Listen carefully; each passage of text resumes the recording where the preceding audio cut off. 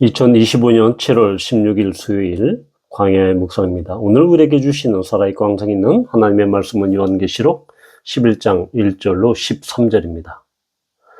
또 내게 지팡이 같은 갈대를 주며 말하기를 일어나서 하나님의 성전과 제단과 그 안에서 경배하는 자들을 측량하되 성전 바깥 마당은 측량하지 말고 그냥 두라. 이것은 이방인에게 주었은즉 그들이 거룩한 성을 42달 동안 짓밟으리라. 내가 나의 두 증인에게 권세를 주리니 그들이 굵은 베옷을 입고 1260일을 예언하리라. 그들은 이 땅에 주 앞에 서 있는 두 감람나무와 두 촛대니 만일 누구든지 그들을 해하고자 하면 그들의 입에서 불이 나와서 그들의 원수를 삼켜버릴 것이요 누구든지 그들을 해하고자 하면 반드시 그와 같이 죽임을 당하리라. 그들이 권능을 가지고 하늘을 닫아 그 예언을 하는 날 동안 비가 오지 못하게 하고 또 권능을 가지고 물을 피로 변하게 하고 아무 때든지 원하는 대로 여러 가지 재앙으로 땅을 치리로다. 그들이 그 증언을 마칠 때 무적의 행으로부터 올라오는 짐승이 그들과 더불어 전쟁을 일으켜 그들을 이기고 그들을 죽일 터인즉 그들의 시체가 큰 성길에 있으리니 그 성은 영적으로 하면 소돔이라고도 하고 애굽이라고도 하니 곧 그들의 주께서 십자가에 못 박히신 곳이라. 백성들과 족속과 방언과 나라 중에서 사람들이 그 시체를 사흘 반 동안을 보며 무덤에 장사하지 못하게 하리로다. 이 두 선지자가 땅에 사는 자들을 괴롭게 한 고로 땅에 사는 자들이 그들의 죽음을 즐거워하고 기뻐하여 서로 예물을 보내리라 하더라. 3일 반 후에 하나님께로부터 생기가 그들 속에 들어가매 그들이 발로 일어서니 구경하는 자들이 크게 두려워하더라. 하늘로부터 큰 음성이 있어 이리로 올라오라 함을 그들이 듣고 구름을 타고 하늘로 올라가니 그들의 원수들도 구경하더라. 그때 큰 지진이 나서 성 10분의 1이 무너지고 지진에 죽은 사람이 7천이라. 그 남은 자들이 두려워하여 영광을 하늘의 하나님께 돌리더라. 아멘. 일곱 번째 나팔 재앙이 있기 전에 10장에서는 작은 두루마리를 가진 천사와 그리고 요한이 그 두루마리를 먹어버리는 그 장면이 나옵니다. 그러면서 이제 11장 오늘 이야기에서는 두 증인의 이야기가 나옵니다. 자, 두 증인은 과연 무엇일까요? 누구를 뜻하는 것일까요? 바로 그들은 4절에 나와 있듯이 주 앞에 서 있는 두 감람나무와 두 촛대다라고 이야기합니다. 우리는 이미 1장에서 이 촛대 사이에 계신 예수님, 예수 그리스도의 그 모습을 보게 됩니다. 그래서 바로 지금 이 요한계시록 1장 20절에 보면 일곱 촛대는 일곱 교회니라. 그래서 이 촛대는 바로 이 교회를 상징하죠. 바로 이 감람나무가 또 나와 있습니다. 바로 이 감람나무다라는 것은 바로 이 하나님의 백성, 이 하나님의 백성을 의미하죠. 이것은 바로 하나님의 백성을 상징하는, 그래서 결국은 이 두 증인은 바로 교회 전체, 교회 공동체 전체를 일컫는 그러한 말로 우리는 이해할 수 있습니다.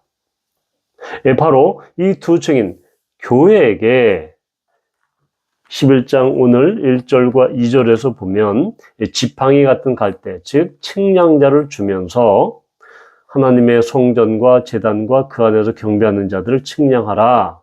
그러니까 성전과 제단. 당시 요한계시록이 요한에게 계시가 내릴 때는 1세기 후반이었기 때문에 이미 주후 70년에 로마 군대에 의해서 이 헤롯 성전, 이 성전은 제2성전은 완전히 회파돼서 없는 그런 상태죠. 그런데 하나님의 성전과 제단과 그 안에서 경배하는 자들을 다 측량하라 라는 것은 바로 이 교회 공동체를 의미하고 그 안에서 경배하는, 예배하는 그 자들을 측량하라 라고 하는 것은 그들을 예수 그리스도 하나님께서 보호하시고 지켜주실 것이다 라는 그런 의미입니다. 그러면서 이 성전 바깥마당, 즉 이방인의 뜰을 의미하죠. 거기에는 그냥 두라 라고 이렇게 말씀하고 있어서 바로 그런 이 성전의 외곽 지역에 있는 그것은 42개월 동안 이방인에게 내줄 것이다. 그래서 이 짓밟힘을 당할 것이다. 그런데 이 42개월, 2절에 42달, 그리고 3절에 일수로 표현하면 1260일이죠. 바로 이 42개월, 1260일은 바로 교회 공동체가 환난을 당하는, 즉 고난 가운데 있는 그러한 시기, 그 시기를 의미합니다. 그런데 동시에 이 시기는 어떤 시기냐? 고난을 당하고 핍박을 당하지만 또한 이 시기 동안은 3절에 나와 있듯이 예언하는 시간, 예언의 시간이죠. 즉, 이 예언은 하나님의 말씀을 선포하는 것입니다. 그런데 실제로 보면 그들이 그 증언을 마칠 때 바로 그 짐승이 나와서 그 교회 이 증인을 죽여버립니다. 그런데 그 증인이 사흘 반 동안 무덤에서 장사하지 못하고 그렇게 치욕적인 그런 상황 가운데 있다가 다시 부활합니다. 자, 이것은 바로 이 8절에 나와 있듯이 그들의 주께서 십자가에서 못 박히신 곳이라, 예수 그리스도가 십자가에서 못 박히신 그 곳에서 바로 그들을 죽인다. 그러니까 바로 두 증인, 교회 공동체는 하나님께서 하나님의 말씀을 예언하고 하나님의 말씀을 선포하는, 말씀에 선포하는 이 증인의 역할, 증언의 역할을 하지만 바로 또한 이렇게 죽임을 당하듯이 고난과 핍박 가운데 있을 것이다. 그 마지막 때. 그러나 그 교회 공동체는 주 예수 그리스도를 본받아서 결국은 다시 그 교회 공동체 성도들은 다시 부활하고 다시 승천하는 그런 영광 가운데 있을 것이다 라는 것이죠. 결국은 말씀을 선포하고 예언하는 그 교회 공동체의 사역이 결국은 어린 양 예수 그리스도의 그 순환과 고난과 부활과 승천의 그 길을 똑같이 걸어가게 될 것이다. 그러니까 예수님의 그 길을 온전히 감으로써 결국은 풍성한 그런 이 예언 증언의 열매가 맺힐 것이다 라는 것을 의미합니다. 물론 이들이 증언이 마칠 때 정말로 고난과 핍박, 엄청난 핍박 가운데 있을지라도 하나님께서는 그들을 보호하시고 다시 부활케 하신다라는 것입니다. 자, 그런데 여기서 이 예언, 3절의 예언, 7절의 증언, 이것은 이미 10장 11절에 보면 천사가 이야기합니다. 그가 내게 말하기를 내가 많은 백성과 나라와 방언과 임금에게 다시 예언하여야 하리라. 그리고 3절에 예언하리라. 이거 똑같은 이 헬라어죠. 바로 이렇게 교회 공동체는 예언하는 공동체다. 말씀을 선포하는 그 공동체다라는 것을 이야기합니다.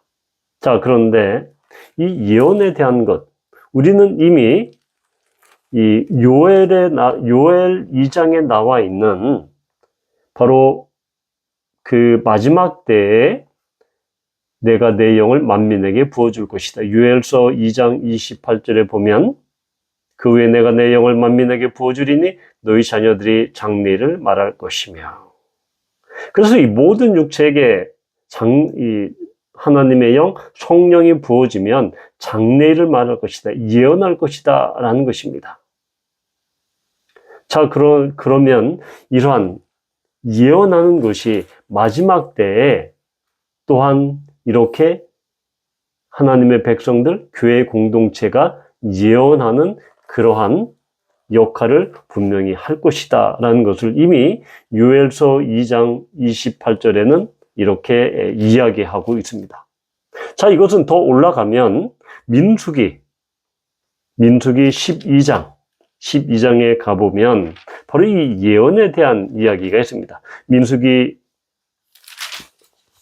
11장에 보면 11장이네요. 11장 25절에 보면 여호와께서 구름 가운데 강림하사 모세에게 말씀하시고 그에게 임한 영을 70 장로에게도 임하게 하시니 영이 임하신 때 그들이 예언을 하다가 다시는 하지 아니하였다. 그러니까 임한 영, 하나님의 영, 성령이 모세에게 임했을 때 예언했고 또 70 장로에게 영이 임했을 때 그 영이 임할 때 그들은 예언했다. 그리고 바로 그 26절에 보면 바로 그들에게도 영이 임하였습니다. 그 사람은 엘닷과 이 메닷이라는 그 사람이죠. 그 진영에서 예언한지라. 또한 이 밑에 내려가서 29절에 보면 모세가 그에게 이르되 내가 나를 두고 시기하느냐 여호와께서 그의 영을 그의 모든 백성에게 주사 다 선지자가 되게 하시기를 원하노라. 자, 모세가 그에게 이르기를 모세가 이야기한 것, 즉 이 모세가 하나님의 뜻을 선포하는 예언자처럼 선포하는 이 말씀을 선포하는 사람들처럼 바로 이러한 모든 이 예언의 전통이 바로 이 모세에게도 올라갈 뿐만 아니라 모세 자신은 결국은 이러한 예언의 어떤 전통을 하나님의 영이 임할 때 모든 백성이 다 선지자처럼 이렇게 예언자처럼 예언하는 자가 될 것을 원한다라고 이야기했는데 이것이 바로 요엘서 2장과 연관이 되어 있는 것입니다. 모세가 이야기한 것, 하나님의 성령이 임할 때 바로 모든 백성에게 하나님의 영이 임해서 그들이 다 선지자, 예언자가 되게 하시기를 원하노라라고 하는 그 기도가 결국 요엘서 2장에서 그것이 다시 한번 강조가 되죠. 내 영을 만민에게 부어주리니 너희 자녀들이 장래를 말할 것이다. 즉 예언할 것이다. 이것은 이미 민수기 11장에 나온 그 예언과 똑같은 이 히브리어를 쓰고 있죠. 자, 그러면서 이것은 마지막 때 이제 교회 공동체가 바로 예언하는 그 역할을 합니다. 사도행전 2장에 나와 있는 성령의 감동, 성령이 임하심으로, 성령 강림하심으로 모든 백성, 예수 그리스도를 주로 또한 인정하고 영접하고 고백하는 모든 믿음의 교회 공동체, 모든 교회 공동체에게 이제 예언하는 그러한 실제 역할을 하게 되고 그렇게 예언하게 됩니다. 물론 예언하면서 그들은 엄청난 핍박과 고난 가운데 있을 것이지만 하나님께서는 그들을 지켜주시고 보호해 주신다는 것입니다. 결국 교회는 요한계시록에서 나오는 이 교회 공동체의 역할은 무엇입니까? 바로 예언하는 공동체죠. 바로 이 예언의 은사는 교회 전체가 온 세상에 대해서 증언하는 이 수단이 됨으로 말미암아 그것은 바로 이 선지자, 모든 백성이 선지자가 되는, 예언자가 되는 예언적인 공동체, 예언자적인 공동체라는 것입니다. 그런데 그 예언은 무엇입니까? 바로 말씀입니다. 그 말씀을 선포하는 것입니다. 5절에 나와 있듯이 그들의 입에서 불이 나왔다라고 이야기합니다. 만일 누구든지 그들을 해하고자 하면 그들의 입에서 불이 나왔다.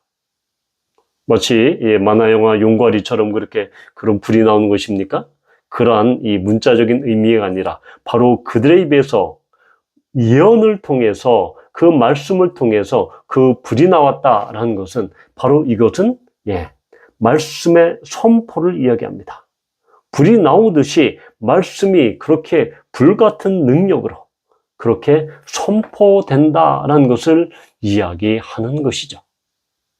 따라서 교회 공동체는 예언자의 모든 백성이 예언하는 그런 이 말씀 사역의 공동체, 말씀의 공동체, 또한 예언의 공동체가 된다라는 것을 우리는 바로 보고 있는 것이죠. 즉 교회 공동체는 예언자 공동체이다. 예언자적 공동체며 예언자적 백성이다. 하나님의 예언자 백성이다라는 것입니다. 이미 이것이 모세에 의해서 이야기하고 요엘이 다시 한번 그렇게 하나님의 말씀을 통해서 예언하고, 또한 이것이 마지막 때 요한계시록에서 그렇게 성령의 임한 그 교회 공동체는 예언자 백성이 돼서 예언하는 증인이 된다는 것입니다. 이 얼마나 놀라운 하나님의 섭리입니까? 우리 그리스도인들은 말씀을 소유한, 말씀을 담지한 그런 이 말씀의 담지자입니다. 따라서 우리는 이런 예언하는 증인으로서, 또한 예언자 백성으로서 하나님의 말씀을 선포할 때 마치 우리의 입에서 불이 나와서 그들이 10절에 나와 있는 것처럼 그 두 선지자, 그 두 증인이 그렇게 불같은 말씀을 선포할 때 땅에 사는 자들, 즉 우상 숭배자들을 괴롭게 했다. 즉 그들의 양심을 찌르고 그들의 마음을 찌르고 그렇게 하는, 따로 하나님의 말씀은 선포는 능력이 있습니다. 우리 눈에는 보이지 않지만 땅에 사는 사람들, 우상을 섬기고 사는 사람들에게는 찔림으로 다가옵니다. 그들을 괴롭힙니다. 그들의 마음을 동요시킵니다. 그것이 바로 이 성령께서 우리에게 주시는 이 말씀의 능력, 불과 같은 말씀의 능력입니다. 이러한 은혜가 우리 모두에게 임하기를 기도합니다. 하나님 아버지, 그렇습니다. 하나님께서 우리에게 주시는 예언하는 증인의 역할을 잘 감당할 수 있도록 우리에게 능력을 더하여 주시옵소서. 예수님의 이름으로 감사하며 기도합니다. 아멘.